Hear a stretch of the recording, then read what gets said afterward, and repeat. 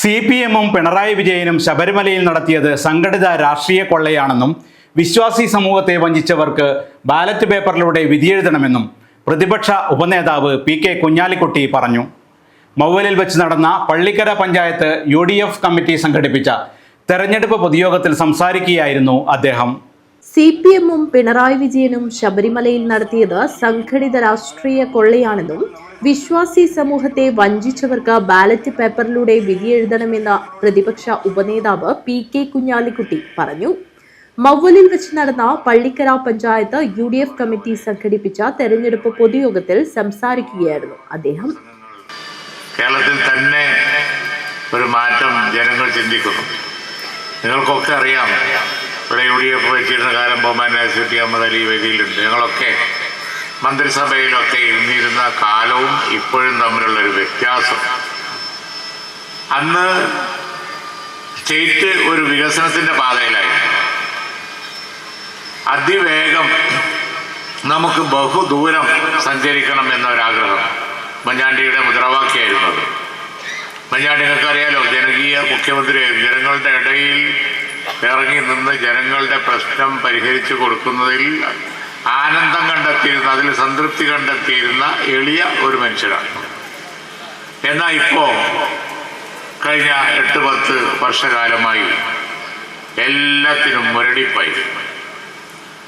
ഒന്നിനും ഒരു നിശ്ചയവുമില്ല. സാമ്പത്തികമായി തകർന്ന നില ഈ സ്റ്റേറ്റ്. ഭരണത്തിലുള്ള പിടിപ്പുകേടുകൊണ്ട് പണം ഉണ്ടാക്കാനും അറിയില്ല, അത് ചെലവാക്കാനും അറിയില്ല.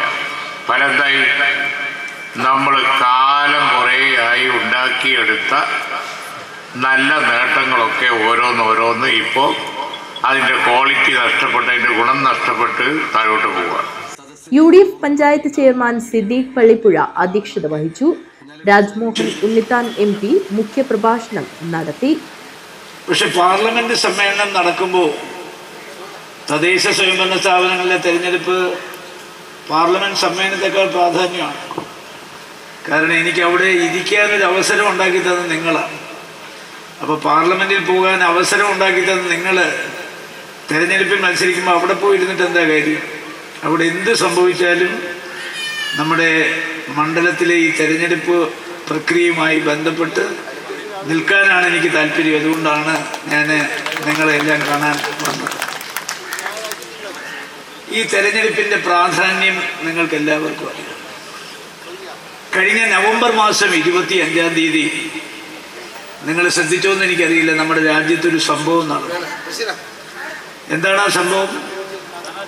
അയോധ്യയിലെ രാമക്ഷേത്രത്തിൽ ധ്വജാരോഹണം നടത്തിക്കൊണ്ട് പ്രധാനമന്ത്രി ഒരു പ്രസംഗം നടത്തി. 2020-ലാണ് ഭൂമി പൂജ നടത്തിയത്. സാധാരണ നിങ്ങളൊരു ഭൂമി പൂജ നടത്തുമ്പോൾ ആരെ കൊണ്ടാണ് നടത്തിക്കുന്നത്? ഒരു വീട് വയ്ക്കാൻ.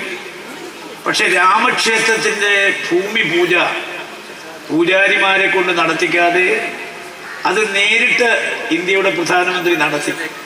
മുസ്ലിം ലീഗ് സംസ്ഥാന ട്രഷറർ CT അഹമ്മദ് അലി, മുസ്ലിം ലീഗ് ജില്ലാ president Kallatra Mahin Haji, KPCC general secretary Hakeem Kunnil, Muslim League ജില്ലാ vice president KA Bakkar, DCC vice president Sajid Mouval, Muslim League Uduma മണ്ഡലം president Kallatra Abdul Khader, UDF Pallikkara panchayat convener Sukumaran Poochakkad, treasurer Raveendran Karicheri, Haneefa Kunnil, Thotti Salih Haji, TP Kunhabdulla Haji, solar Kunhamad Haji, Sathar Thotti, MB Shanavas, Chonayi Muhammad കുഞ്ഞി, ഹാരിസ് തൊട്ടി, ഷാഫി മൗവൽ, ഹമീദ് ബാങ്ക, റഷീദ് ഹാജി കല്ലിങ്കാൽ, ആമു ഹാജി മൗവൽ, ഖാദർ ഗേറ്റ്, അബ്ബാസ് മഠം, Rashid Kallinkal, MPM Shafi, Rajesh Pallikkara, Jayashree MP,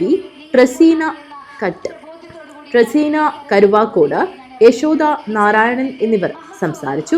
news bureau, Kanhangad.